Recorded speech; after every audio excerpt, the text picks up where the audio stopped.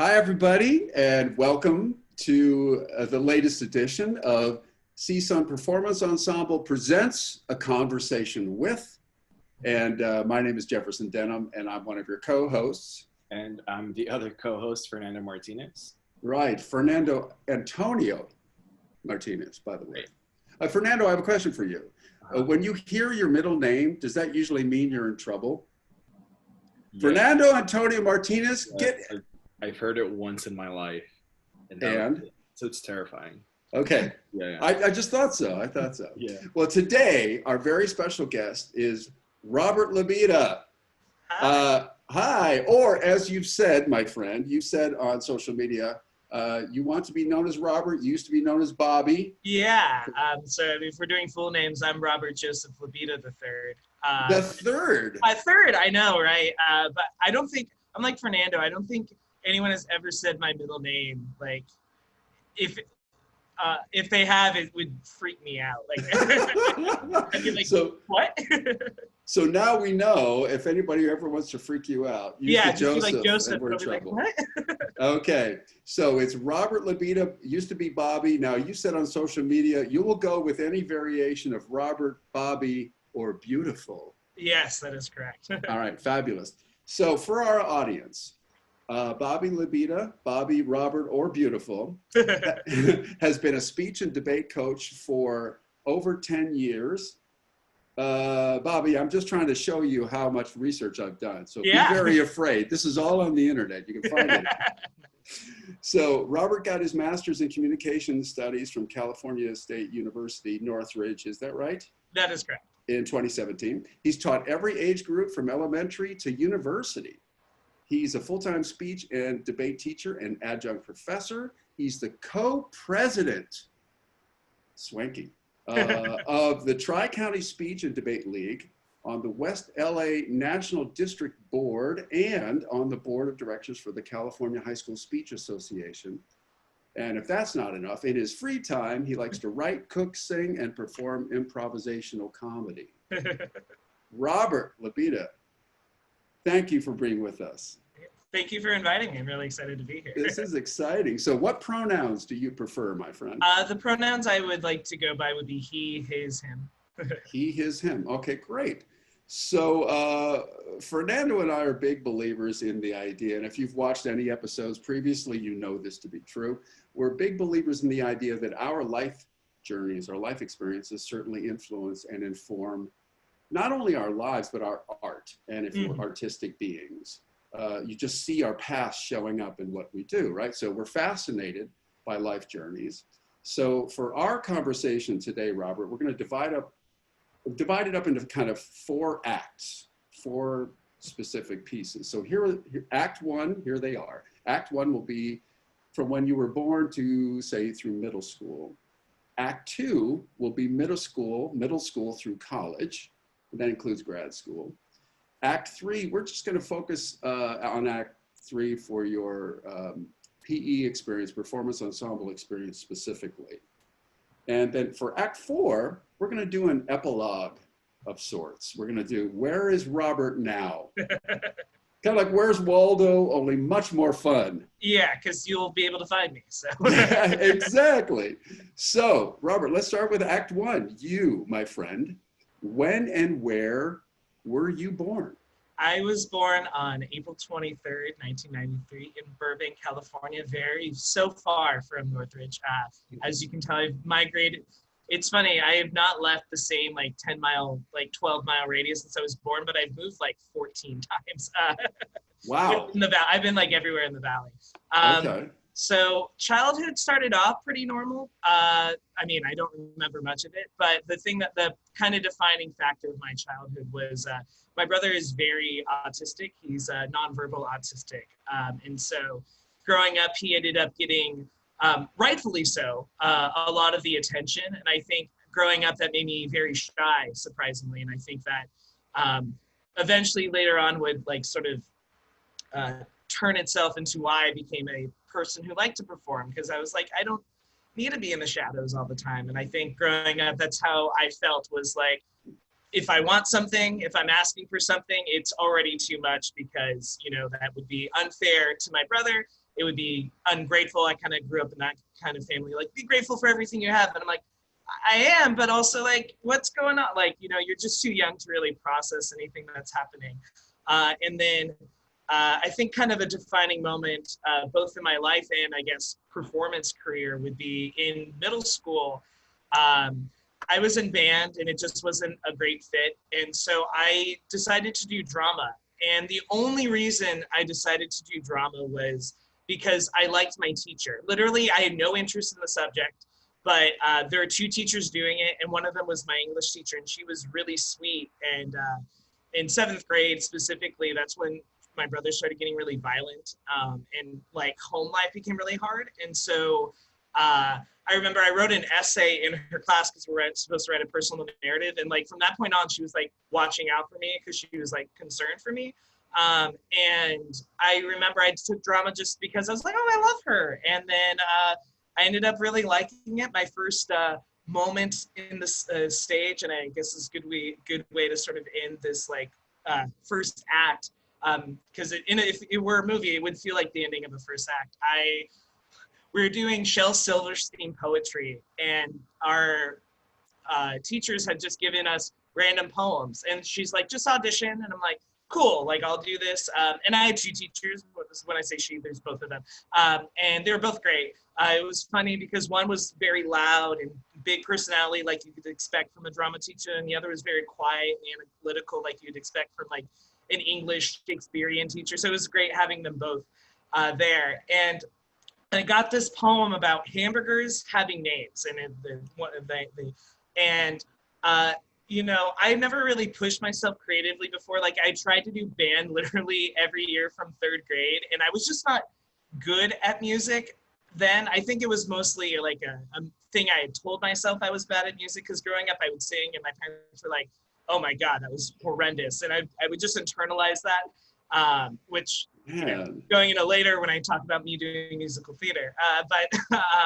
And so I got like an In-N-Out hat from like In-N-Out store. It's like, hey, can I like have a hat? And they're like, okay, sure. And they do.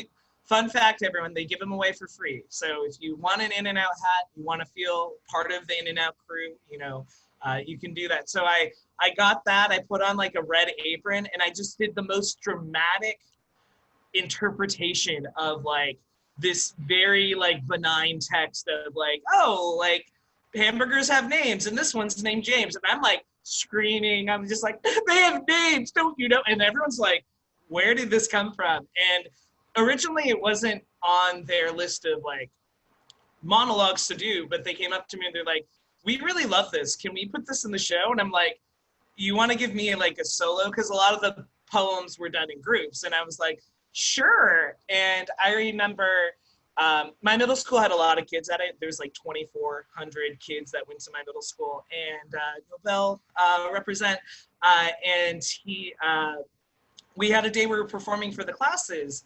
And it's funny because like some kids would not see the show once, and then other kids would see it 4 times because of like whichever teachers decided to go to the auditorium that day. And I remember it was like the period before lunch, and the way the show broke down, I was in every period, which was cool for me because everyone got to see me.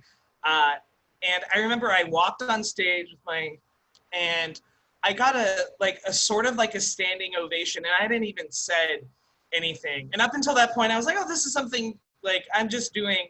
And I remember on stage holding back tears. Like I had to look away because I wanted to cry, because I'd never been seen before, like not even felt like I'd been seen in my own family. And so all of a sudden I have this moment of like, I didn't even talked yet and people were applauding for me. I was just like, I was so overwhelmed, and I was like, yeah, I got to do this more. Like this was so cool. And, you know, that kind of ended my middle school, you know, and then from that, I did this program like we were talking about earlier called Teenage Drama Workshop at CSUN, and I did that for 4 summers.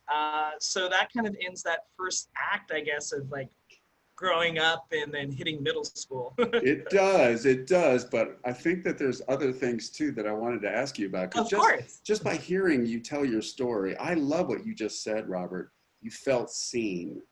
I mean, that is such a profound statement, I think, because we all feel at various parts in our lives like we're invisible. Mm-hmm. Does anybody understand me? Does anybody even notice that I exist, right? Yeah. And so I want to go back to, say, elementary school and with your parents and the dynamic that you had in your family, because obviously that did fuel, certainly, it fueled that explosive moment in 8th grade, but probably still it fuels you and informs you today. So is your brother older or younger than you?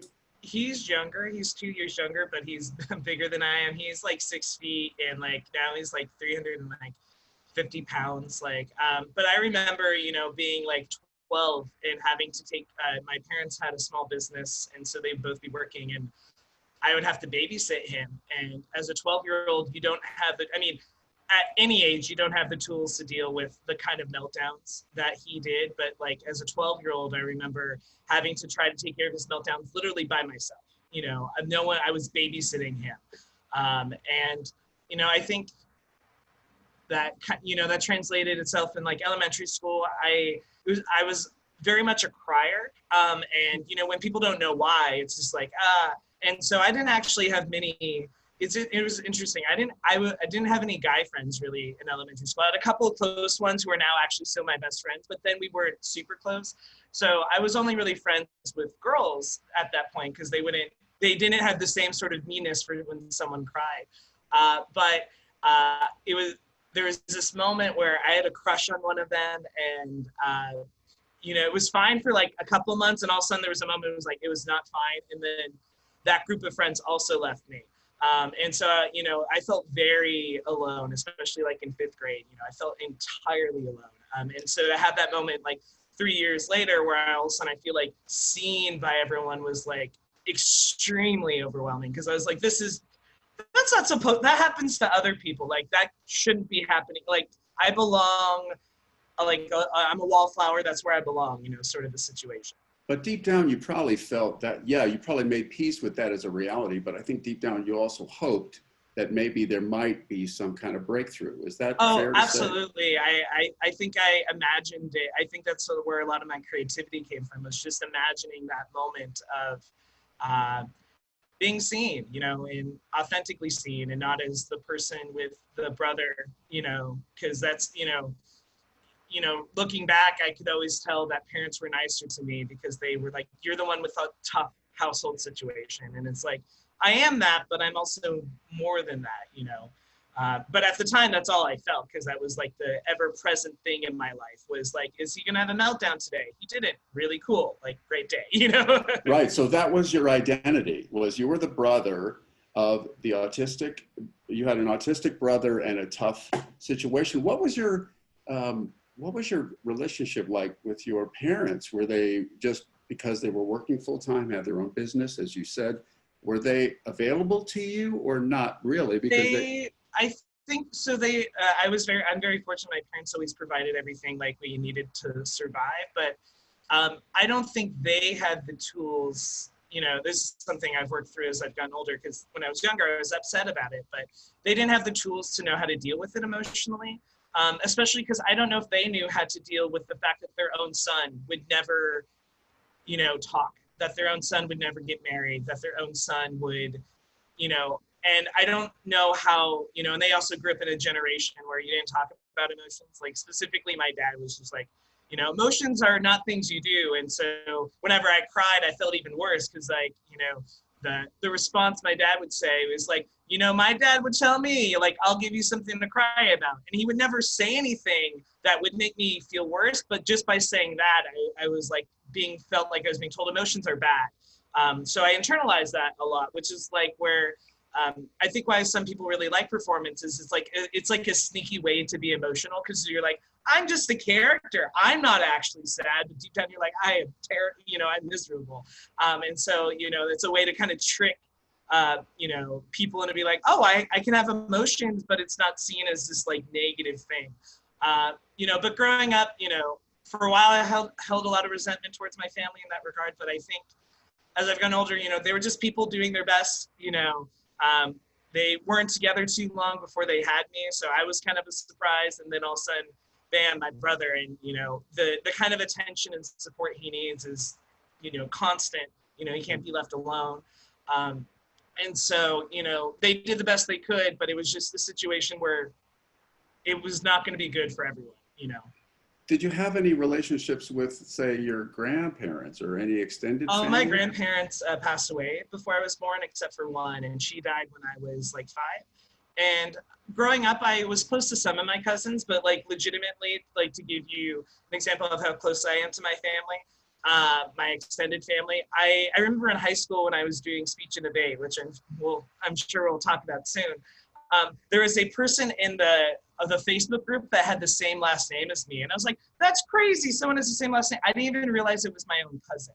Like, that's like, what? I was like, that's so weird. I'm like, Alan Lebeda, that's crazy. And then I'm like, oh, that's my, like, am I allowed to curse on this? I don't know. Yes. I'm like, that's my fucking cousin. Like, and I didn't even know, like, you know, and it's Wow. like, cause I hadn't seen him in like so many years. And like, I hadn't thought, you know, I just like, to me, my family was always just my parents and my brother, and it was always hard. So I didn't have like really any other outlets in terms of family, or, you know, until later in life, friends even. It was just kind of, you know, I was always in my room imagining, you know, what a beautiful world could look like, you know. That's a great comment, Robert. So before you discovered theater, did you have, and maybe this might resonate with some of our audience, the signs, if you will, of theatricality in your imagination? Would you do things like sort of like an imaginary show, you know, in your backyard or whatever? Yeah, I remember like vividly in 6th grade after watching like episodes of Naruto of like imagining like I had these like little, I don't even remember what they were. I think they were like little prizes you got from like McDonald's. And that was like another thing which we'll talk about with performance ensembles. Like with my brother, he's very habitual. So we actually went to McDonald's every day for like 2 years. And, you know, as a 9-year-old, like, yeah, I'm like, fuck yeah, Happy Meals. But, you know, as a 11-year-old, I'm like, why are people making fun of my weight? You know, like you don't put those things together when you're that young. But I remember I'd create these like amazing sort of battles that they would have. They'd all have different powers and like, you know, once I got home, usually I would just kind of go straight to my room. It wasn't like my parents were like, go to your room. It was just what I did out of habit. I think, you know, I don't remember, we never had family dinners. We never really did those sorts of things because it was like, we couldn't really plan for when the next meltdown would be, you know, and, you know, my dad worked a lot. And so it was just like, we never had those things. So that was like, my room was sort of the space where I could create, you know, and I think, you know, as I've gotten older, I'm more of a writer now. I definitely see now the beginnings of that writing then of just like how, like, no one can stop my imagination no matter how hard they try, you know? Right. And that was just a way, I'm assuming that was part of the discovery of who you really are. That was a part of it. And so by the time you got to 8th grade, and so this is a loose segue from Act 1 to Act 2, but when you encounter these teachers, and I know that you also coach students, Yeah. Because of the things that you've been through and some of the trauma you've experienced, I'm assuming, but you tell me what you would say to this, that it gives you a great sensibility to students who maybe are shy, starting out shy, and don't know their own potential. Is that fair to say?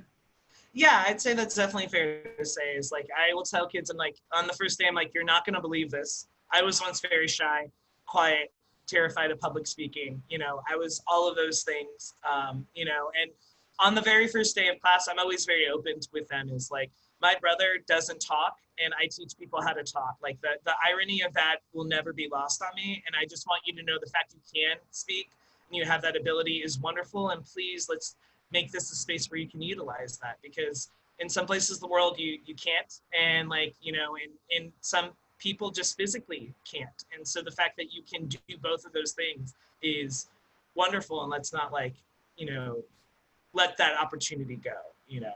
I love that. Yeah, go ahead. I'm sorry. Cut you off. No, yeah, no worries. And I think with kids who are shy, I will start off as the crazy weird one. So I'm just like, look, if I can do this, like, and just like act like an idiot in front of all of you, like, hopefully you can feel comfortable acting like Because like I'll tell them early on is like it's interesting how like your energy changes once like a teacher's there. Like, it's like I know you have it in you. It's just like, it matters to you who's watching, and just know I'm probably the weirdest person in this room. So like don't be too hard on yourself.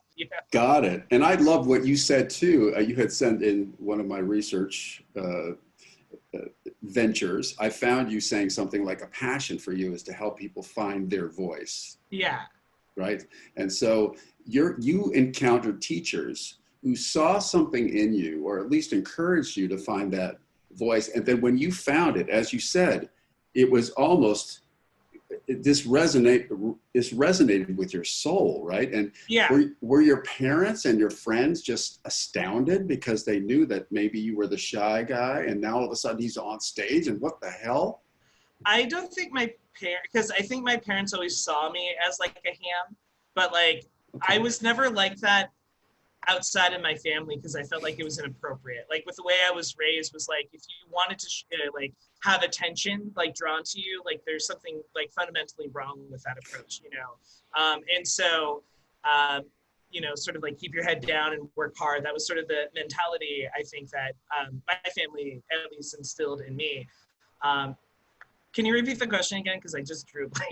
Yeah. So as you were performing, especially in this first performance, the reason I'm bringing this up is the first time I got on stage, my brother said, I came out from the wings and his heart dropped, he said. He just couldn't believe that was me up there because I was never showing any indication that I would have the balls to do something like this. Yeah, I think with my friends that definitely came through. They're kind of like, whoa, and it was cool because not all of my friends in middle school, but like I'd say like half the people I would sit with at lunch were also in that class, and so it was kind of cool because like we had that moment for each other. But I think the thing that was striking for me is like people I like barely talked to would like come up and they're like, dude, like you were amazing, and I'm just like, really, like, and like. The first, it's just, when you grow up in my household, I was like so insecure. I was like, the first 10 people said it, I'm like, oh, they're just lying to me. They're trying to make me feel good. And after like enough people said it, I'm like, I mean, I don't think enough people like agreed to like lie to me, it's not like someone had a sign like, we're going to clap for this guy when he walks on stage to trick him into thinking people like him, and like, it was just like with that overwhelming amount of evidence, could like even that like was enough to knock my very irrational, sort of pre-teen brain, like and make it sort of right and feel like this is okay that I can do this. After that, it led to in that very same year we did The Wizard of Oz, and I was the Cowardly Lion. Never more has a part ever been built for me than the Cowardly Lion. I've also played the Cowardly Lion in The Wiz at Tadwa, which is, I was going to say, I remember that year, and I loved The Wiz anyway. People might think, oh my God, another production of The Wiz. I love it. So The Wiz, I will say, like on record, The Wiz is the music in The Wiz. I think is far superior to Wizard of Oz. I will.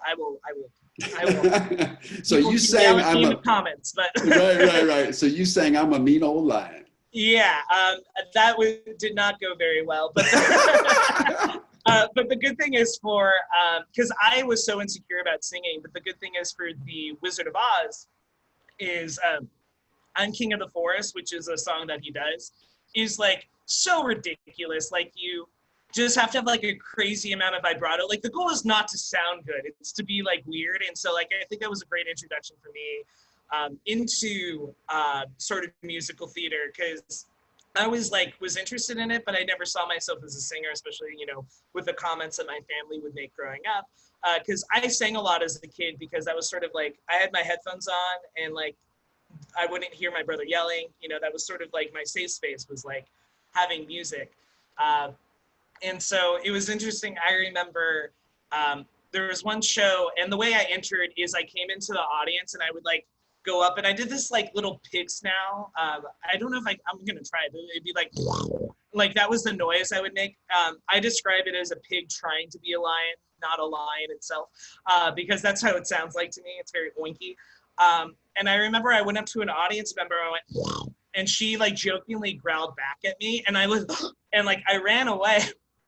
And she wrote this apology letter to our teacher saying she's sorry she scared me. And I was like, okay, my acting was genuinely good enough that like this woman wrote an apology letter to our department for scaring the Cowardly Lion. Dude, that's badass. That's I was awesome. like, I was a character, but oh my God, thank you. Like, so now, okay, we are securely in Act 2 right now. So we are in high school, my friend. Yes. So you have these 8th grade teachers that launched this new passion in you. And you had said you were in TADWA, this summer drama program, for 4 years. Was this the year between 8th grade and 9th grade? Was that the first year you did TADWA? That was the first year, yeah. I did it in between 8th and 9th, and my last year was going into 12th grade. That was the last year.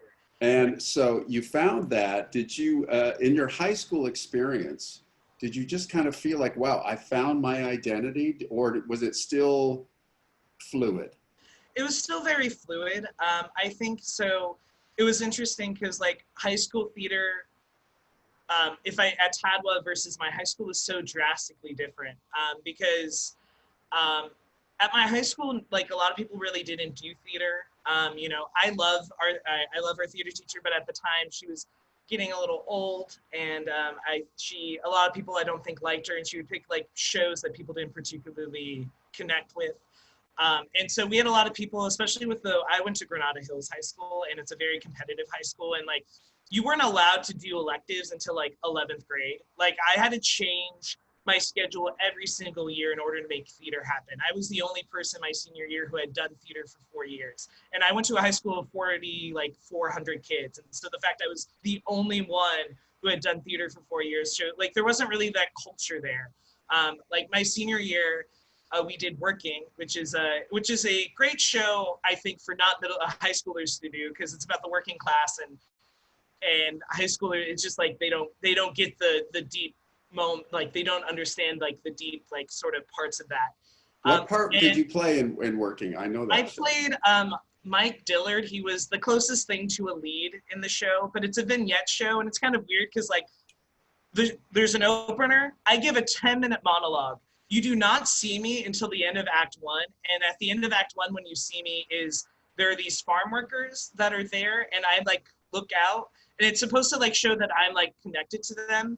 But with the staging, it made it look like I was like overseeing them. So it created this weird sort of like possibly racist power dynamic, like, you know, looking back on it now. And then you don't see me until the end of Act 2. I have this beautiful song about like fathers and sons, but it was just like a really weird show. That show is normally done with 12 people. We had like 50 in it because like it's high school and they try to get everyone in. And I think 45 of them had never done a show before. So, you know, that was very different than TADWA, where everyone's like, you know, I feel like a lot of people had done musicals their whole life. I felt like I was at TADWA. I always felt like I was late to the game. Like I was like, you know, like I felt like in acting class, I'm like, I can hang with any one of you. But like the second voice class came, I was like, oh God, like, you know, I felt immense, you know, insecurity. And I don't think that was a fault of like the kids around me. It's just, as you know, a lot of the people at TADWA are just so incredibly talented. And, you know, I always wanted to be the leads in musicals, but I also knew that I didn't have the strong voice. You know, a lot of other people were able to have music lessons throughout the year, voice lessons. I could never do that, and nor would my parents agree to do that because they thought I was probably such a lost cause when it came to music. And so like, it was interesting because at my high school, I feel like I'm sort of the king of the castle. And then at TADWA, even when later on, I was like, I'm the guy who can act but can't sing or dance. You know, that's how I kind of felt. And I think that was just something I created in my mind. I don't think that was really necessarily like the work of the people around me, because I think most of the people who went there were fantastic. And also, I think there was one element, you know, as I think back, you know, growing up in my situation, you know, I remember in the middle of TADWA, we lost our house because of the financial crisis. And a lot of people at TADWA are very, you know, very fortunate. And so I felt there was also sort of a class dynamic difference when I went there. I was like, okay, I'm dealing with people who are much more talented, who have the resources to take voice lessons, to do these things. And the closest thing I have to a voice lesson is like my high school teacher who like hired this random woman to be our music director because that's all that fit in the budget, you know. And so it was very different, those two kind of performing worlds. But I mean, I love Tadway. I went back for 4 years, but it was very interesting how different theater and performing felt to me in high school, depending on where I was. And did you always feel like you were battling that? I think you alluded to this, your parents saying, oh, you're a terrible singer, you can't sing, having those voices on your shoulder, so that you just felt like you were always going to diminish any possibility of achieving. Yeah, I always felt like, I remember my first audition at Tadwa. So, middle school, it's like, perform a monologue, and all of a sudden Tadwa, it's like, you're about to learn some dance choreo and you're going to do it in 10 minutes. And you're like, I don't know what a tendu is, and you want me to pas de bourrée? Like that doesn't make sense, And I remember Candy Sherwin, who is one of the most beautiful people on this planet, who is our dance instructor.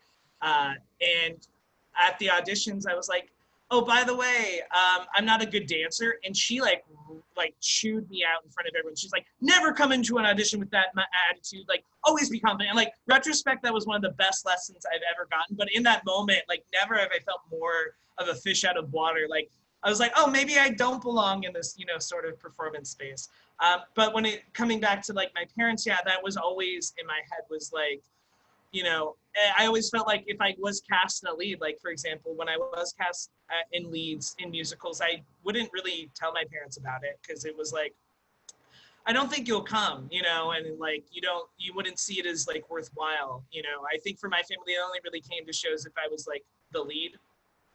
And part of that had to do with childcare issues, because someone always had to be watching my brother.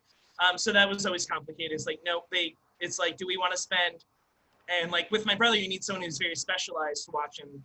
You can't just have a random babysitter, because, if he has a meltdown. So I think that ended up, a lot of those sorts of things, I would just never invite them. I was in choir. I ended up being in like our school a cappella group. I never really invited them to anything. Because of that, I was just like, there was a voice, and like that voice I was always battling. I think that's kind of always why I wanted to do musical theater and choir, is sort of like not a fuck you to them, but a fuck you to them. Is like, I'm gonna sing, you can't stop me. But choir was really safe because I had all these other people singing with me. And even in my a cappella group, I never auditioned for a solo because I was like, it's fine. Like I'll leave it to the real singers. Like I'm back here. But you were in the arena, so I don't always do this. So I'm just going to pause and just say, Fernando and I are going to talk to Robert Joseph Lebeda in middle school in 8th grade in Tadwa, and say, you are a badass. You are now, but I'm talking to you then, because I get this. I had this isn't about me, so I'm not going to talk about that, but I will say that if anybody's been in theater, in any performance situation, and I know Fernando and I talked about this too, when Fernando first tried being in PE, for example, all of a sudden you're breaking through, and yeah, there's a lot of barriers to break through, and a lot of them are in our own minds, and we've inherited them, let's say, from negative voices. And I'm just looking at this, and I'm listening to this, and I'm just saying, Robert Joseph, you don't always hear your middle name, but no, I mean, it's badass, bravery, badass. And I know what you mean, by the way. I've had a director really chastise me, and I just was devastated, but you come back stronger.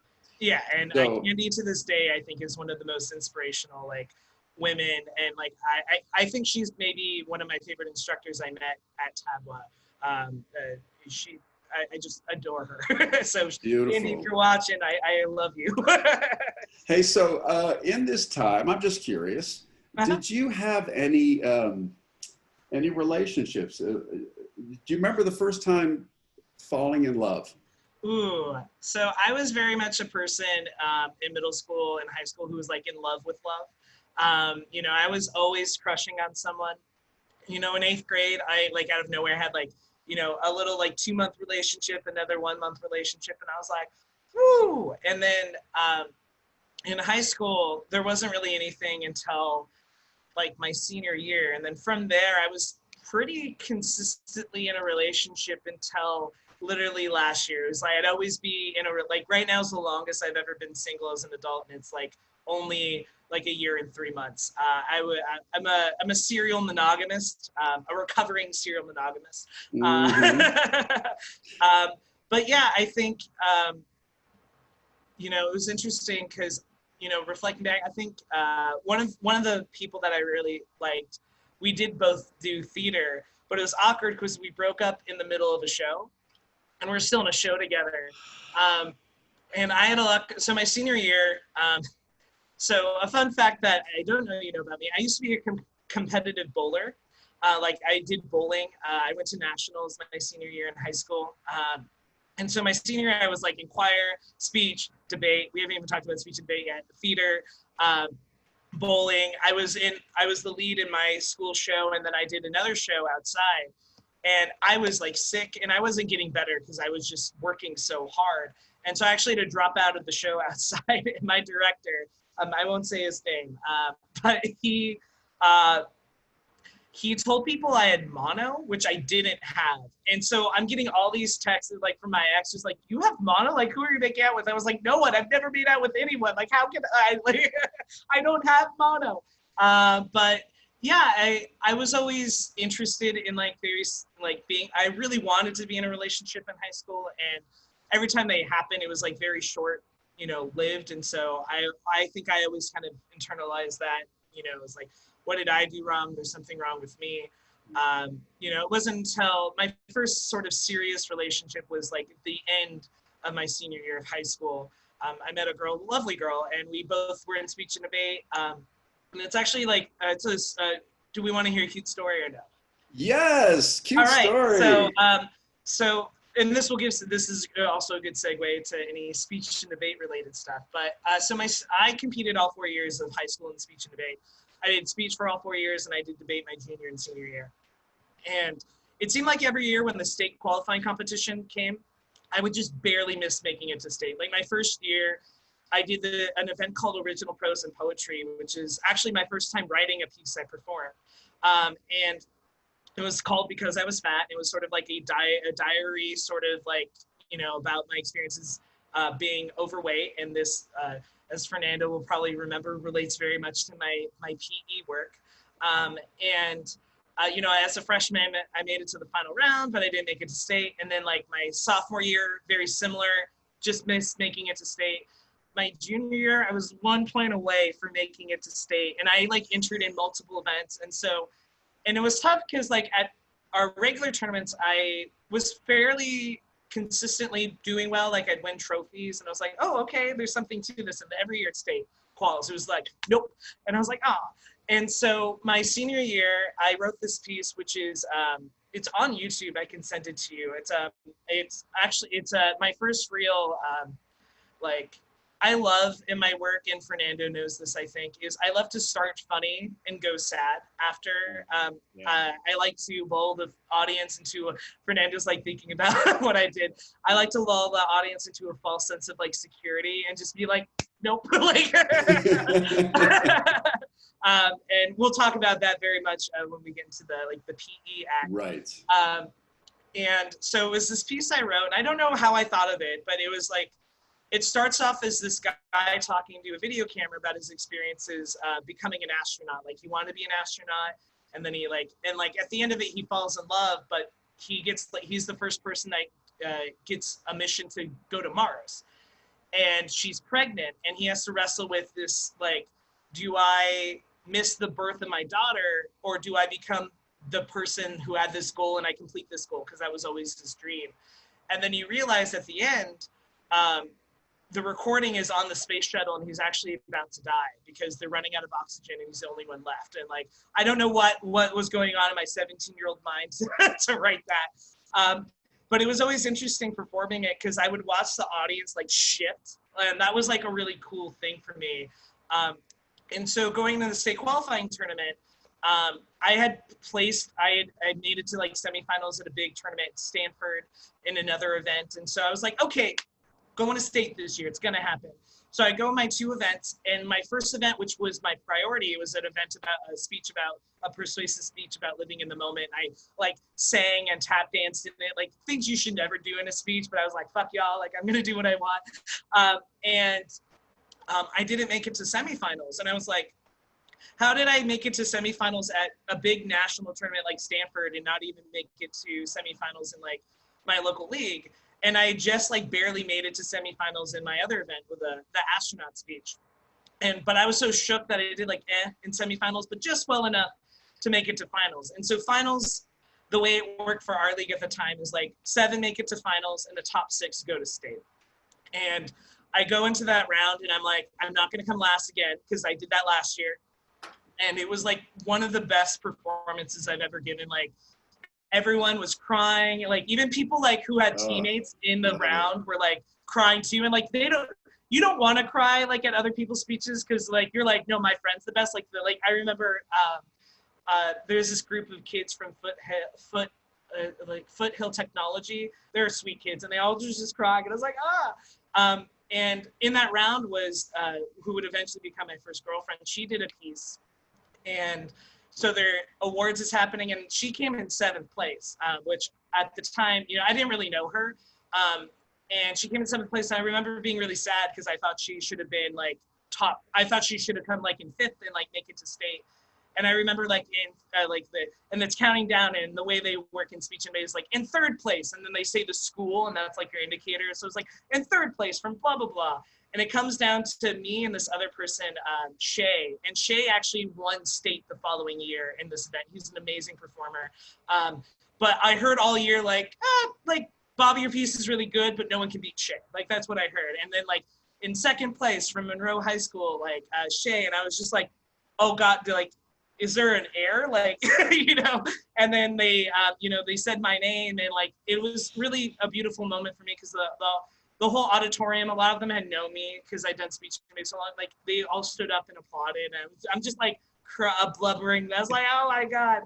And I remember she comes up to me after and she's crying. And I'm like, you deserve to make it to state. I'm so sorry like that happened to you. And she like grabbed my hand and she was just like, no, I'm so happy for you. That's why I'm crying. And then we ended up dating for a year. That really is beautiful. So now, Robert, I got to ask you, so the whole 4 years you were in speech and debate, there was a story I read somewhere, and I don't know if it was in this portion of your life journey or somewhere else, so you can correct me where this goes, but you were part of something, and the head of the program were gone all of a sudden, and it all shifted to you. Yeah. Where did that happen? So that happened in my coaching career. So I got into coaching. I wouldn't recommend this for anyone. I started coaching immediately after high school. I'm an 18-year-old coaching people I like competed against like the following year. And it was like weird because like I'm an 18-year-old coaching 17-year-olds. And like I was like, I had a crush on you last year, but now like I don't know you. Like you are like because like right. The year before we were friends and like just a grade apart. Now all of a sudden I am like your coach. Like it was really weird. And like there's a lot of like, there's a lot of issues in speech and debate revolving around this because when you have coaches that young, it can lead to issues. And I was fortunate I had a head coach who was in charge of everything. But what happened was I've been coaching for 2 years, and the head coach, she kind of turns to me, and it's like January, and she's like, by the way, next week I'm taking a medical leave of absence. You are not allowed to talk to me, and you are now in charge of speech and debate. And like, I'm 20, and I'm like, what? And so the admin, and like, wow. I'm just like an after school coach. Like I'm not a teacher, I'm not a faculty, I'm like, I'm an hourly, sort of like, I was so happy then getting my $10 an hour. And now with retrospect, I'm like, what? Like I was happy with that. And so I remember the admin for our school, and understandably so, was like, we can't do speech, like you're not like, you can't be in charge of like 30 to 40 people like at a tournament. Like that's a big ask. And this was a really cool moment in like advocacy, pretty much all of my students, like a big portion of them went to admin and were like, we're going to have a team. Like, we're going to do this because it was in the middle of the season. Like, you wouldn't have like, if you're playing football, I love sports, right? But you wouldn't have like in week 17 of football be like, by the way, we're done with the year. Like, we don't have a coach anymore. Like, no, you continue the season. And so we continued because they were like, enough parents were complaining, like, we want to keep this. And I wanted to go to the national qualifying tournament, which was, we'd gone to before, and they're like, you can't do that. And then after enough pushback, they let us go. And this was a really cool moment, was at the tournament. I don't know what happened to my kids. Like, they're all very talented, but it seemed like always something would happen. And then that tournament, they just went off. Like, we had the first alternates in every single debate event. We had multiple people qualify to nationals. And we actually won sweepstakes, which is like the best team overall at districts. And I'm like 20, and I'm like, what is happening? Like, and we go to nationals. And it was funny. I only went to nationals that year because one of my other friends, he was a first year out and he couldn't judge at nationals. So I went to judge for his kid, not my own students, because the school didn't pay for anything. The students paid their way to go to nationals. And so, but I happened to be there when one of my students made it to the final round in impromptu, and like all of a sudden, if I could find the photo, I don't think it exists anymore, but it's one of my favorite photos I've ever seen. My student won. He won nationals. I was like one of the youngest coaches to ever have that happen. And I saw that photo. It's on social media somewhere. And I was like shocked, you know, like I was like, never has life felt so surreal, because like I'd spent my high school years watching kids on that stage, and I became a coach, I think partially because I never was that kid. I never made it to nationals. You know, I felt like I had more to do. And there's a photo where they have all the national coach like winners, and all of them are like in their 40s. They're all wearing like suits or like really nice. And I'm this 20-year-old kid wearing like a Hawaiian like t-shirt. I'm just like, like I'm in the middle of it. And like, I like never has anyone not belonged so much in a photo. 'Cause you're like, what is happening there? I love it, man. I love but it. that was a really cool experience. Because I felt like, up until that point, it's hard to describe in speech and debate, but if you didn't like win state or win nationals, you always kind of felt like you had a chip on your shoulder. And like after that moment, any chip on my shoulder was gone, because I'm like, I didn't do it, but I helped someone get there. And so I knew, like, I'm like, yeah, you could say I'm an awful coach, but like I did, you know, we did the thing that everyone like tries to do. I don't think you can say you were an awful coach with that. So what I love about your trajectory so far, my friend, is that it's a constant discovery. You're discovering, oh, I can do this. Oh my gosh, I can do this. Okay, I didn't do this, but I can help this guy. It's really, would you say that's true, that there's a lot of discovery going on in your journey? Yeah, I think that's been a constant in my life, is always new discoveries. And that's also kind of how I approach, you know, the world, is like, you know, what new thing is there? You know, I always love trying new things. I think that's why I like improv, is nothing's predictable and everything's new. We will get to improv. Yes. We will get to improv. So how did you did you go to undergrad at Northridge? Yes, I did. So I started off as a theater major actually at CSUN. And I don't know exactly the exact shift for me, but I switched to film. I think part of it was weird because I liked the theater class. I love the teachers, but it felt like a lot of my peers, I don't know, it was just like, they had very much approach like, look at me, which like makes sense as 18-year-old theater majors. But I didn't really have that approach as much, I don't think.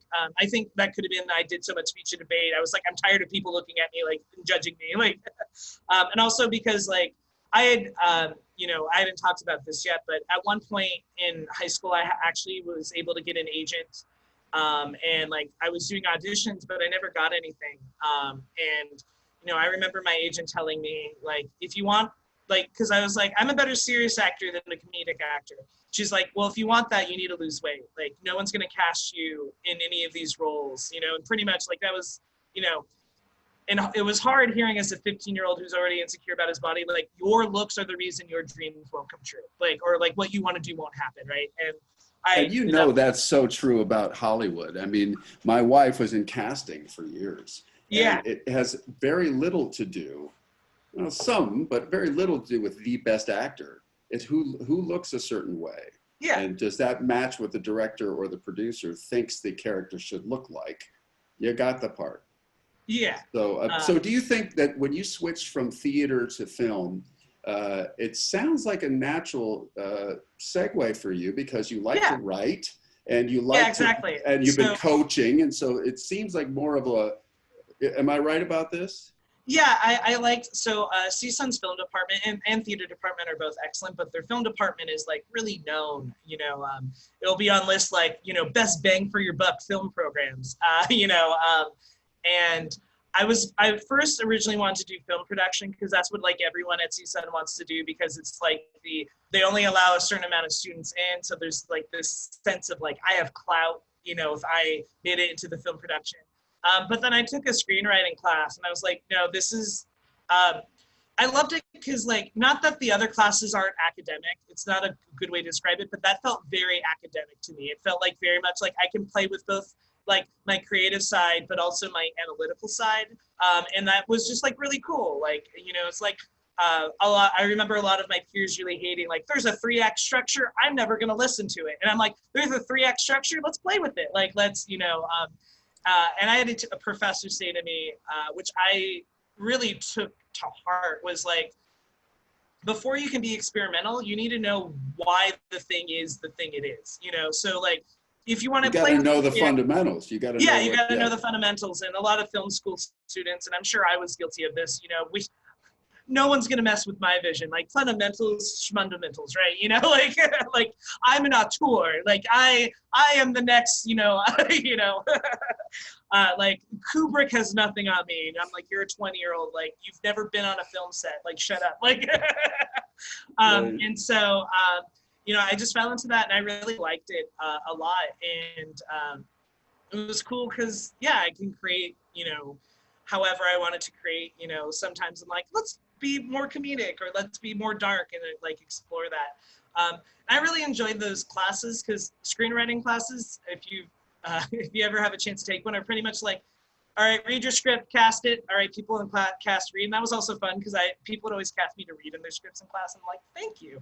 That's fun. But then at the end of it, they're pretty much the rest of the class is supposed to like shit on your script. Not like in a bad way, but like, let's make it better.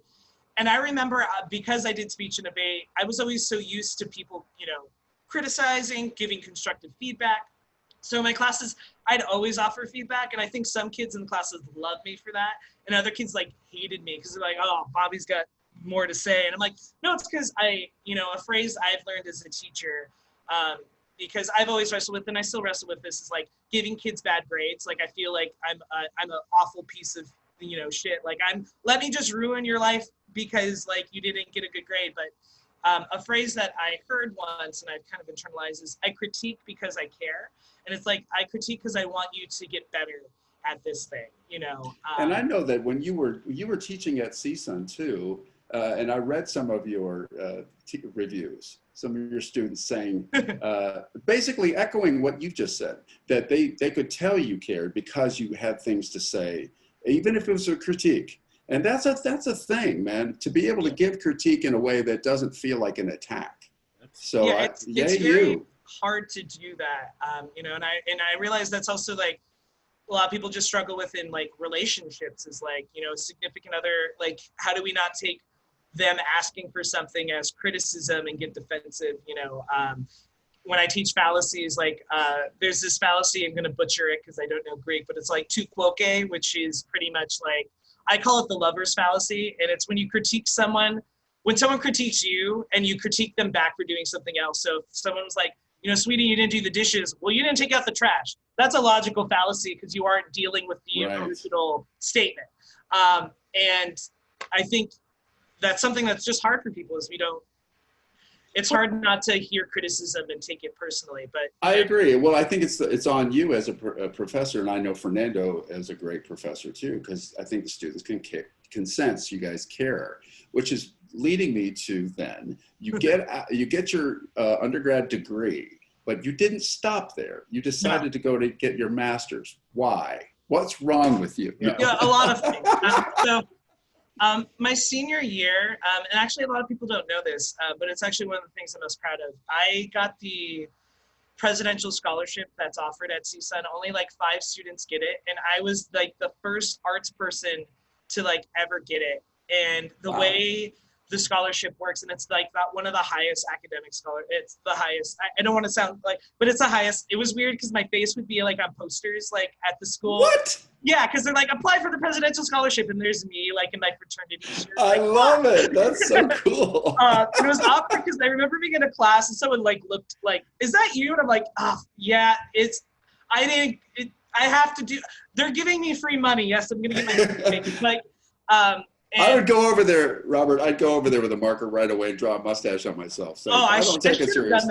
But as part of the reason a lot of arts people didn't do it is you had to do a year-long project, and that you had to show. Actually, I presented for Diane Harrison and the VP. I presented for a lot of like the big CSUN people, and what I had done was like interviews about emotional eating. Because I conducted research in it was actually a film class, but it was about multimedia, and we had to do basically academic research. And so I did it about emotional eating, and pretty much, I was curious about, because there's a lot of research out there, the worse we feel, the more likely we are to eat poorly.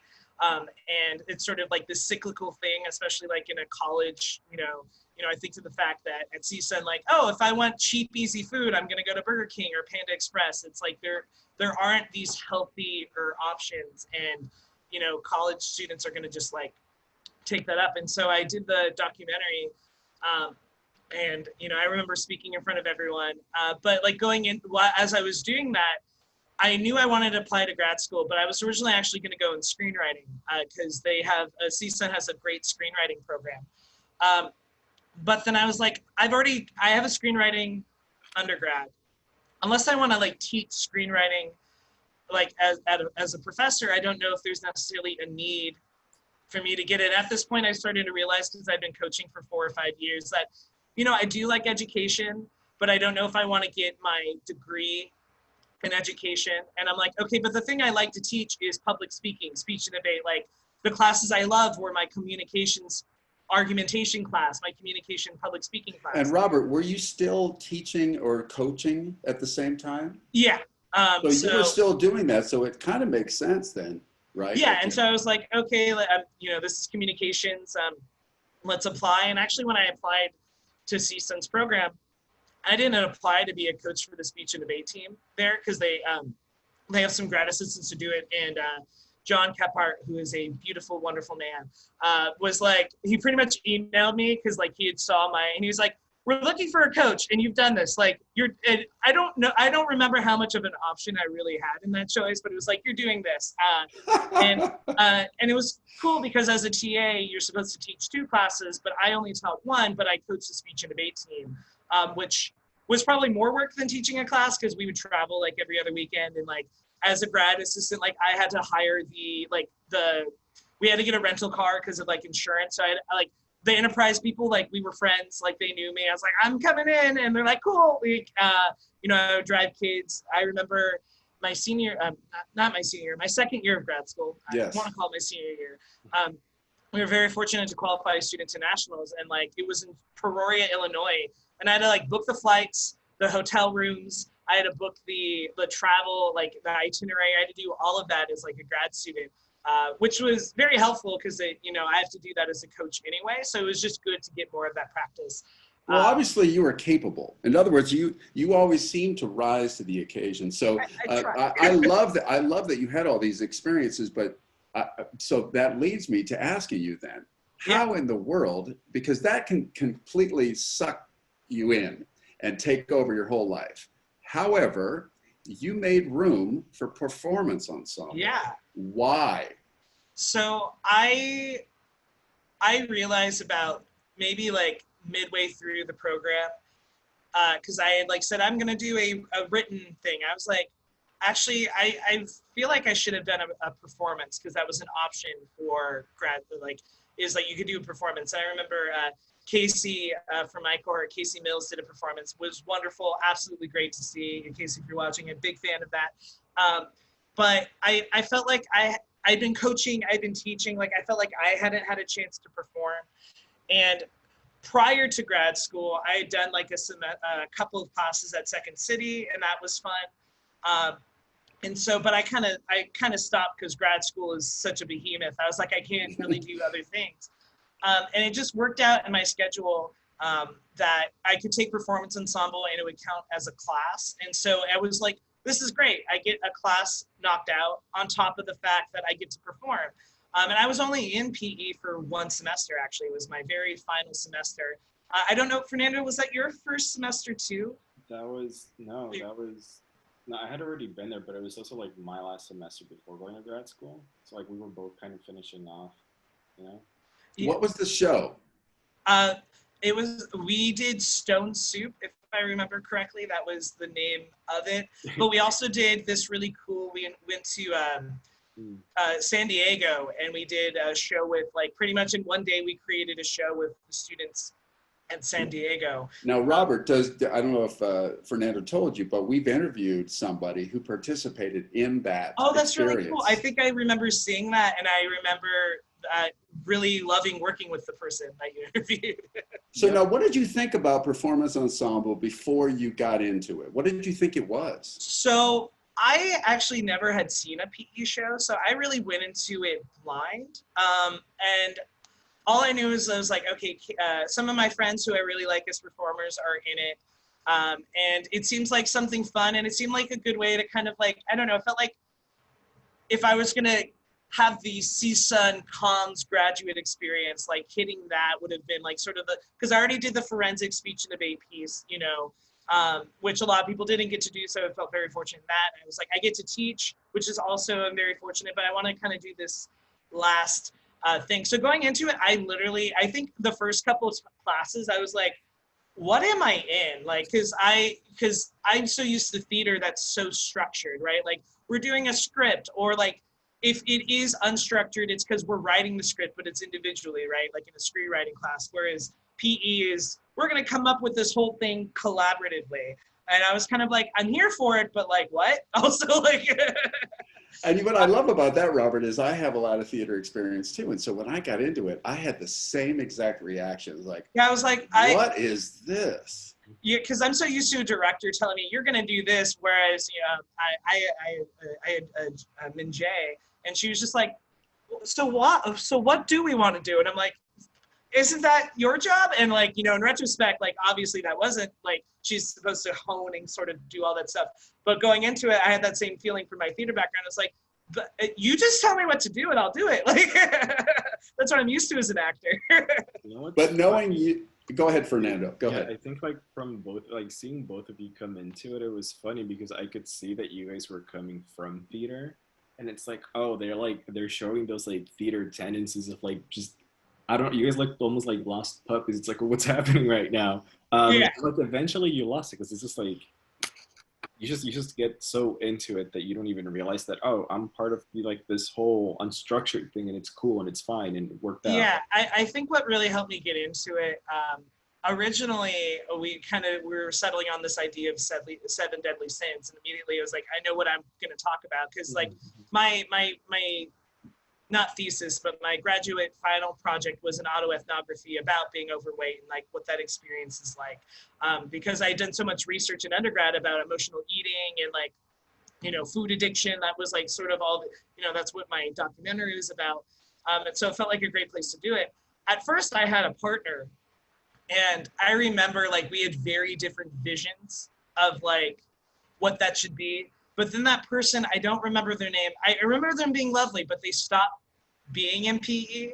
And I hate to say it, that like really changed it for the better for me, because all of a sudden I had like total control of this monologue, you know, to do. And I was really happy with how it ended, because like a big part of, you know, because the way I start off is like, I'm making all these jokes, you know, like what is being the overweight person, like being the stereotypical funny fat guy, right? And then I think one of my favorite lines I've ever written was from that piece because it gets really sad and heavy. And I yell at the audience, like, you were laughing a few minutes ago, why did you stop? And I remember when I wrote that, I was like, I better be fucking on point at the beginning, because if they're not laughing before, then I'm just an asshole who's like, you thought it was funny when I wasn't, right? And I had so much insecurity about performing shirtless, that was, and that was a big part of it. I performed shirtless, chained, like my foot was chained to like a wall, sort of like a prison, sort of like, I don't know, the way you'd see maybe like in a, I don't know, Lord of the Rings, sort of like orcish, like that was kind of like the thing I wanted you to get that vibe, is like, I'm gluttony and you can't stop me. And that was really cool to do that, because, so much of my life I was scared to even take my shirt off when I was going to the beach, and all of a sudden to be in the space in front of strangers and just be like, this is what I have to show and this is what I have to offer. And it was a very healing experience for me. And that work, when we go to more Second City, but last year I did a one-man show at Second City. I'm going to get to that. We'll get to that. But I think the PE really gave me that comfort of like, I'm just going to be in front of an audience. Like, I'll be funny. I can be sad, because like I am all those things. And I felt like one of the first times I was very authentic in what I brought to the stage, and just like, I always felt like I kind of censored myself. In the first version of that, when we did it at San Diego, I had a much, like, the piece was still funny and still heavy, but it didn't have like the bite that it did by the end. By the end, I felt like it was a very like, which is great for gluttony. It's like, there was a very like, I want you to like feel this like pain, I want you to, you can't ignore it, right? Because that's what you've done. That's what. And you know what, Robert, I'm sorry to interrupt you. One of the things that you said earlier was like, you loved it when you got on stage and you were seen, right? Yeah. And then throughout your theatrical experience, a lot of those being seen was playing a character. Yeah, exactly. Right. And so you could kind of hide still, even though you were expressing great emotions, they were real, but no one had to know that was real for you. It's like, oh, that's what the character feels. And now, and I don't want to put words in your mouth, but it sounds like with this performance, with this piece in Performance Ensemble, you were really seen. And that's terrifying. Yeah, it was terrifying and horrifying. I was like, I had so much anxiety going into it, especially like when we were going down to San Diego.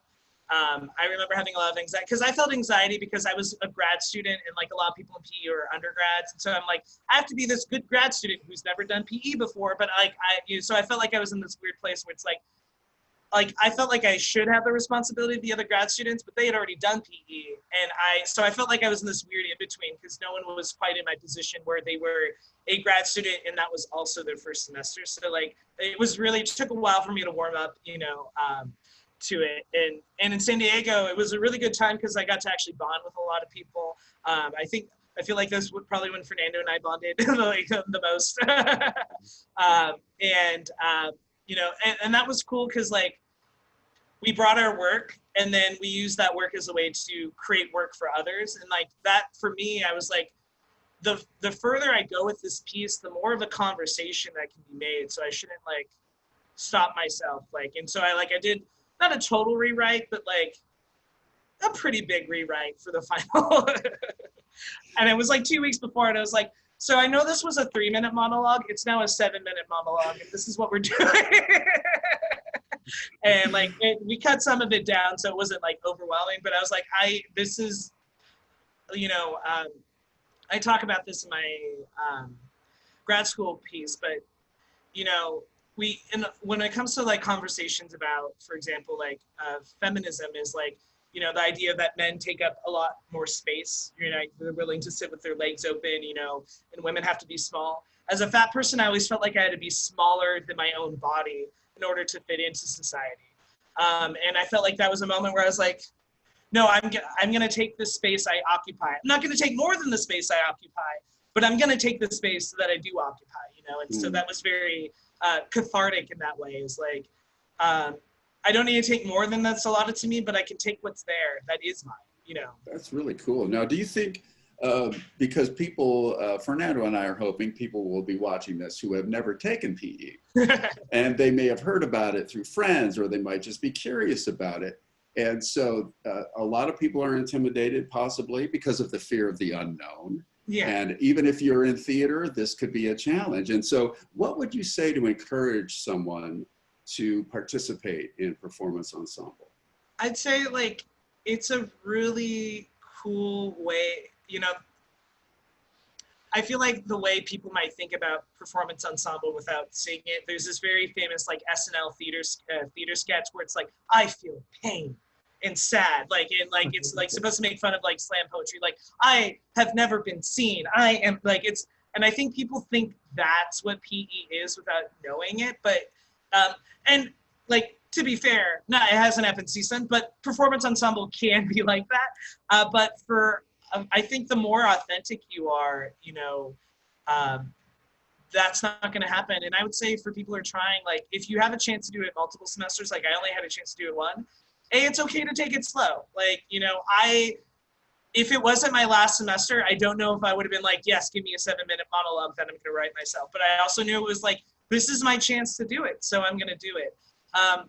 And I think, you know, so much of our lives is processing our own emotion, and like, what a cool way to process our own emotion through performance. It's a very, you know, before I found the wonders of therapy, you know, performance was my therapy, and having both of those things together is just like, you know, it's a very healing experience. And that's how I would describe PE for the most part, is performing was very healing. You know, my best friend, I was like, you've heard me give similar monologues, but like, you need to come to this. And I remember at the end, he was just like, damn, that was really good. And he's like, he's not much of a talker. He's like, that was really good. And it was really cool because there was a couple former people who were in PE but weren't that semester, and they came up to me and they're just like, it would have been great to work with you. And I was like, oh, that's like a really nice compliment. And like, you know, one of them was like, for the first time, I felt like I had heard my pain. And that was a really nice, because, you know, it's kind of weird as like, you know, as an overweight person being like, this is the thing, because there's so much built into the way we view weight in our society. And, you know, like, people ignore like the structural challenges that people who are overweight have, or the structural challenges that make people overweight, because, you know, it's true that the less access you have to money, the higher access, like, you get lower quality food that's unhealthier. That's just like factually true, right? So a lot of people view it, and that's why I loved it, as gluttony, is like, people view people as overweight as gluttons, but in our society, the most overweight category of people is actually people who are in poverty. And so like, clearly it's not gluttony, it's like it's the access to certain kinds of resources. You know, and you know which is profound to be made aware of that. And I think that what I noticed about PE is that no matter your body type, no matter your sexual orientation, all are welcome.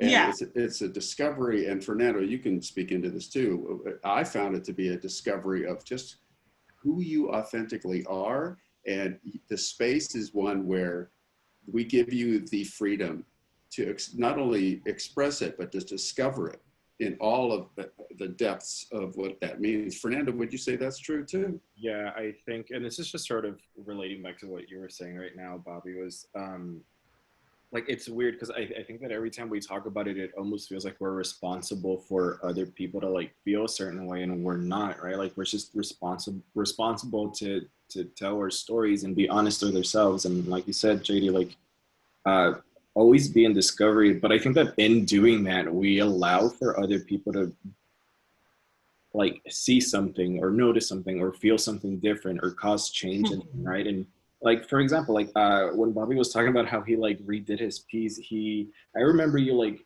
came up to the class and you had to like show us what it was again, because like, you completely like changed, or not completely, but you changed it, so you showed it to us. And like that, it's a weird thing, because like I enjoyed the first time that you showed it to us, but the second time that you did it, I remember sitting down, like I still remember where I was, like I was sitting next to the door on a chair, and I was next to Bree, I believe, and you did it, and it was all fun and games, and then you like just switched it, and like the room was just different. Like there was this chill in the room, and it felt awful. And I remember like I had a tear slowly like going down my face, and I was like, man, like this is the change that we talk about, and I think that's something that PE welcomes. Like it doesn't matter who you are, you come from whatever walk of life, and like you bring that with you, and we acknowledge it, and we do something about it. So yeah, and I definitely think you did that with your piece, and it's something that I think PE always does for anybody that enters the room. Like as awkward as it may be at first, it's something that ends up happening. When you strip away all of the layers of what society says you should be, what your parents say you should be, and then you discover who you really are, it can be terrifying, but it's also liberating. Yeah, I'd say so, PE right? can be for those who are thinking about taking it, like PE can be a liberating space if you let it. I think there are people who are very resistant, and some of those people drop out of PE. And like, I understand that. And that could be, maybe you're not ready in that point in your life, but like, if you're really, really willing to explore like parts of yourself, that's the cool thing about PE is like what you're mentioning before is like, you are you, like you aren't playing a character. And that for some people is terrifying. Like the most terrifying thing you could possibly think of is like, I think for me, I like performance so much in the beginning because I wasn't me. And then all of a sudden I was like, I like this because I am me. And that's a really cool kind of performance distinction that you can only really get with, I think some kinds of poetry and maybe, things that PE offers, or, when we talk about in a second, like doing a one-person show. Right. Actually, that's, Robert, I'm so glad you just said that, because that segues us into this epilogue. And, so many people are certainly concerned about, okay, I made it through school, now what? And so you graduated in 2017. Mm-hmm. And I know that you have, you are participating, and I'm just going to go off of something that you posted last year. Again, everything is online, so I can stalk you. Consider my social media. Right. So you had said, and this is from June of last year, that you were starting a one-year director's program at Second City, right? And I'm going to ask you about all these things. Yeah. And then, and you said you doubted yourself, but you're excited to challenge yourself because you were also going to be heading up a comedy sports team at your school where you were teaching, right? And then speaking of Second City, and this is what we wanted to get to, you were performing a show called Fat and. Yeah. And it was a dramedy. You said it would be like if The Wizard of Oz and Inside Out had a love child with the temperament of Rick and Morty. Yeah. I love that. So it was a show about being body positive and learning to love yourself, because we can be fat and so much more. Now, before I let you talk about that, I did want to ask you that at the end of this post, you said you had lost a lot of weight and you were feeling, probably the best you felt in your whole life. Mm-hmm. So I agree that, and I think most people would agree, that fat shaming sucks. And being able to accept however you are, whoever you are at any point is what's beautiful and healthy. Mm-hmm. But that doesn't mean you stop trying to become a better you, right? And so tell us about this show. It seems like a lot of the things, the research you had done and so forth, had led up to this moment. Tell us about the show. Yeah, so the show, and if either of you want, I have a digital film version I can send you if you want to watch it. I do apologize, it's very heavy, pun intended, is that Fernando's so mad at me right now, which is totally fair.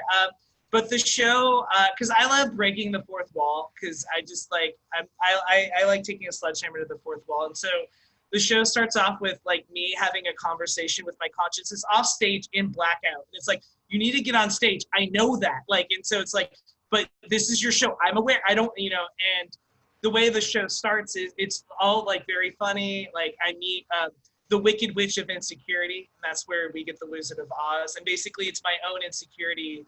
I play like 6 or 7 characters, and they're all different parts of me. So I play like my stomach, I play my brain, and I play my heart.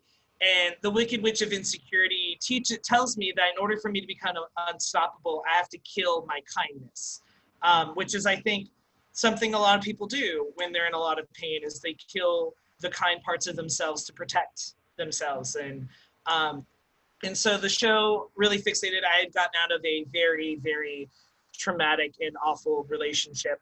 And so the show kind of centered around that. Basically, the show is me having a mental breakdown on stage and me meeting all these different parts of myself. It's funny, like some parts are funny. Like the second version I did it, I turned it into a musical. It's like a fuck you, like I can't sing. And it gets into some very heavy,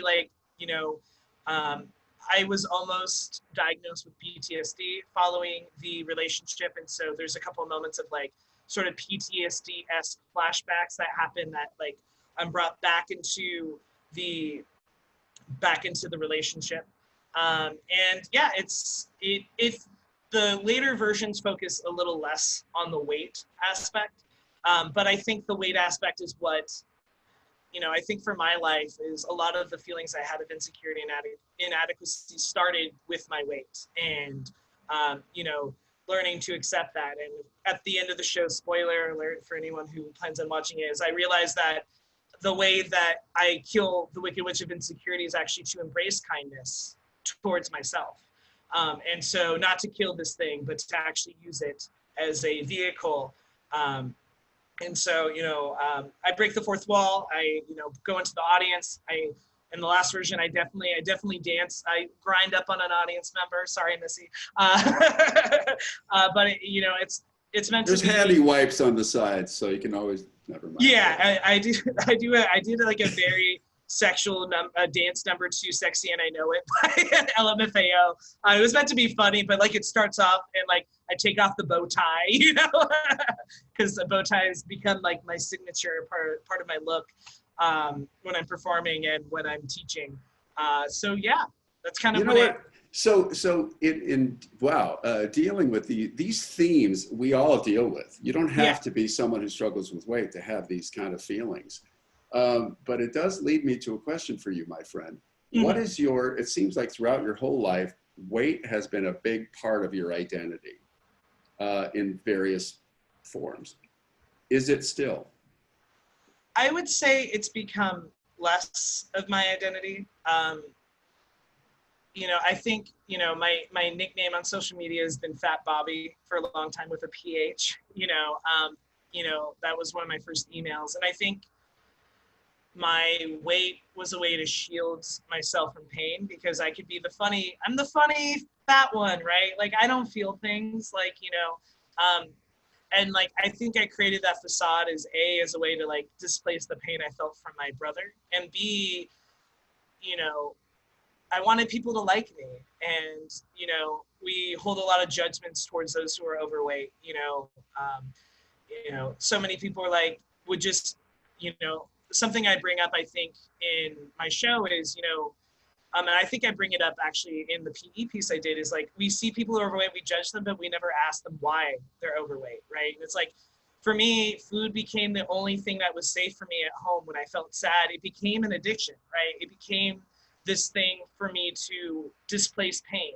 And, food addiction, and I talk about this in my grad school paper, from a psychological standpoint is no different than like drug addiction or alcohol addiction, yet we vilify one group more than the other. And part of that is it's much easier to see the results of food addiction. You can see someone who's overweight, but if someone's alcoholic or struggling with drugs, we may not see that. So, yeah. What was your, sorry, what was? No. So you're beautifully answering it. So it's like you've discovered that it doesn't necessarily have to define you, if I may summarize what you're saying.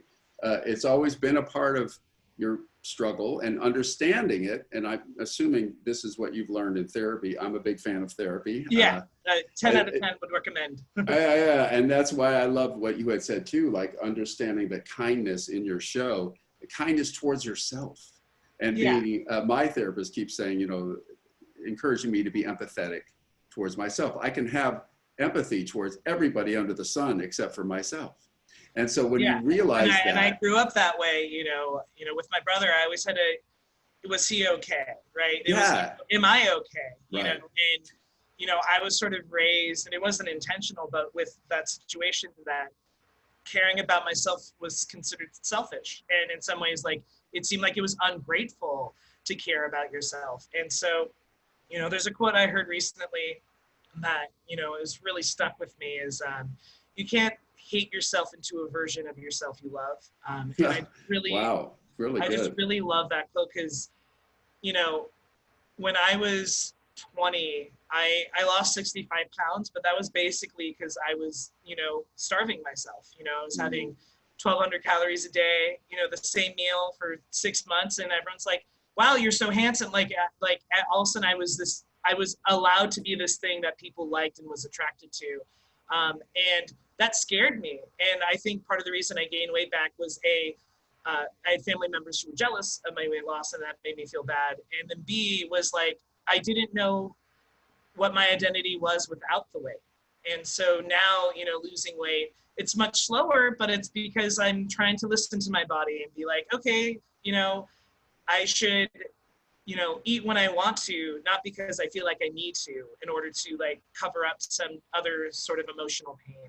And so, I feel, even though I might be bigger than I was when I was 20, I feel much healthier. Like, go on hikes, I go on walks. And it's always funny when I go to the doctor and like, I have like good blood results and like everything is good. And like the doctors are always very confused when a fat person has like healthy results. They're like, that shouldn't happen. Like, and you're like, you're right. It's more likely not to happen, but that doesn't mean it can't happen. It's not like I'm sitting down all day. I'm a fairly active person, as you could probably tell. I do everything. I feel like it's become less of my identity as time has gone on. And it's not because it's any less important. It's just, I don't need to use it as a way to hide. Right. And we all develop our own defense mechanisms, certainly if you're in pain or if you've experienced trauma. And thank you so much for sharing, man. Your vulnerability, I think, for our audience, and certainly I'll speak for myself, and I think Fernando will say something too, that vulnerability is such a powerful communication. We're all communication folks. And so to communicate with vulnerability, it just draws people in, and it lets people go, wow, I'm afraid, I've got my layers of defenses, and I'm hearing Robert share like that. It makes me feel like, well, I'm going to maybe talk to myself more kindly or whatever. All right. So because we need to wrap this up, I could talk all day to you, sir. Yeah, I'm sure we can all talk all day. Well, part two or something. Yeah. Right. So let's finish. We like to finish with our big three. I don't know if Fernando prepped you for this, but we usually like to. Did. Oh, good. Okay, so we usually want to end. Finally did my job, JD. Awesome. All right, so three things. A favorite joke, a favorite quote, which you may have already given us, by the way, that you can't hate yourself into loving yourself. That was a great one. That's not my favorite quote, but it's probably my second favorite. Okay, that's a pretty good one, though. So a favorite joke, favorite quote, and a favorite song or piece of music. Do we have a preference where I start? You can start with any one of those. For the joke, it's like longest. Should I say the full joke or just say what the joke is? Give us the full Monty. All right, I pulled it up because there's a lot of versions of this. I first heard this joke in the movie Pursuit of Happiness. Okay. So it's called The Drowning Man. I pulled it up because there's a million versions, but a fellow was stuck on his rooftop in a flood. He was praying to God for help. Soon a man in a rowboat came by, and the fellow shouted to the man on the roof, "Jump in, I can save you." The stranded fellow shouted back, "No, it's okay. I'm praying to God, and he's going to save me." So the rowboat went on. Then a motorboat came. The fellow in the motorboat shouted, "Jump in, I can save you." The stranded man said, "No thanks. I'm praying to God. He's going to save me. I have faith." So the motorboat went on. Then a helicopter came, and the pilot shouted, "Grab this rope. I will lift you to safety." To the stranded man once again replied, "No thanks. I'm praying to God, and he's going to save me. I have faith." And so the helicopter reluctantly flew away. Soon the water rose above the rooftop, and the man drowned. He went to heaven, and finally he got his chance to discuss the whole situation with God, and at which he explained, "I had faith in you, but you didn't save me. You let me drown. I don't understand why." To this God replied, "I sent you a rowboat, a motorboat, and a helicopter. What more do you expect? I just love that quote because I feel like That is fabulous. I feel like it's just a good. I feel like humans are so much like that. It's like No kidding. That is great, dude. And I first heard that from the movie Pursuit of Happiness, which was one of my favorite. The kid, the little, Jaden says it. Right. I think it's a great quote because, yeah, I just love that joke because I think there's a lot of truth in it. Oh, that is beautiful. Like Okay, so next. My favorite quote comes from my favorite book, The Perks of Being a Wallflower.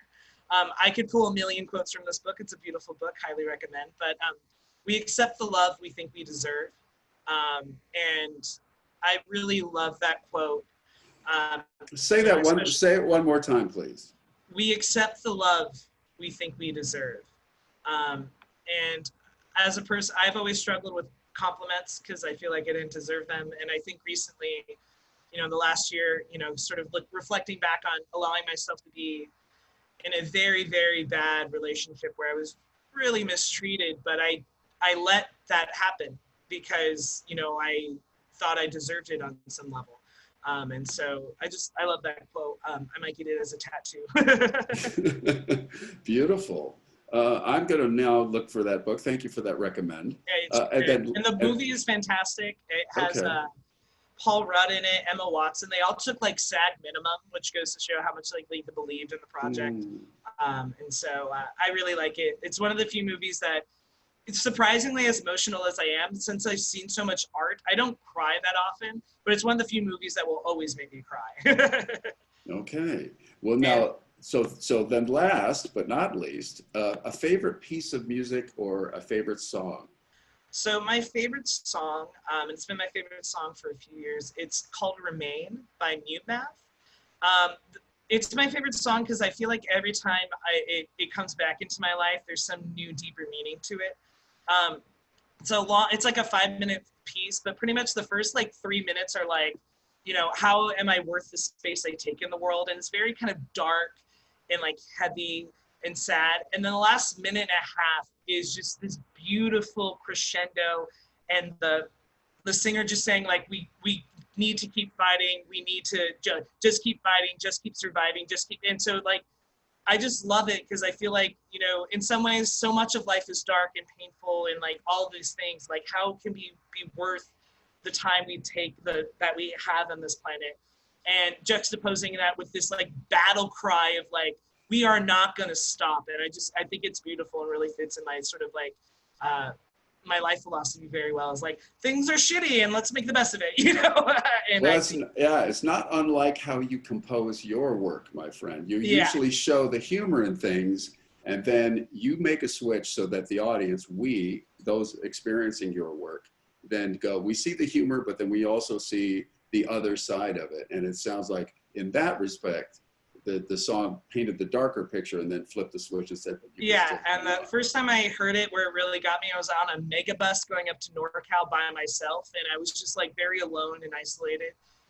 And then there was experience a couple years later where I listened to the song with my best friend Jesse, and we both like connected to the song. Like for 5 minutes, like normally when we like show each other music, we were roommates at one point, like we talk a little bit, like for 5 minutes, we all just shut up. And like at the end, we both cried, and I was like, "This is like, this song was already my favorite, and now it's a song I love so much. I purposely like limit my exposure to it. Like I only listen to it when I really feel like it's time, Yeah, you need that booster shot. Well, thank you, Robert, so much for sharing your story, sharing your experiences. I just feel like I said, Fernando, we'll have to have a part 2 to this discussion. I'm okay with that. But part 3, and I think eventually a part 4, right? Okay, there you go. So that's our show. Thank you so much for tuning in to CSUN Performance. Yeah, absolutely. So this has been CSUN Performance Ensemble presents A Conversation With. My name is Jefferson Denim. I'm one of your hosts. And I'm the other host, Fernando Martinez. Right, and our special guest has been Robert Joseph Lebeda. And as we always like to end, we like to end with this Shakespeare quote. And if it's true that all the world's a stage and we are merely players, remember, as we are on that stage, be the most authentic you. in this performance mode, the most authentic version of you that you can be, because this authentic and unique you is really what the world desperately needs. So we're so glad that you tuned in today. Thank you, and we will look forward to seeing you next time. Hi, thank you so much.